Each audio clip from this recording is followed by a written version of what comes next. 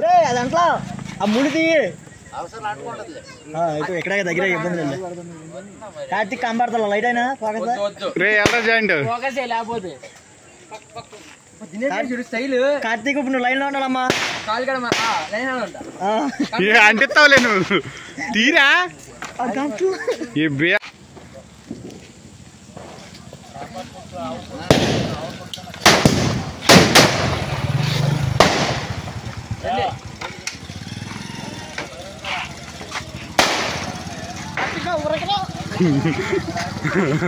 పలుకో పలుకో అంటే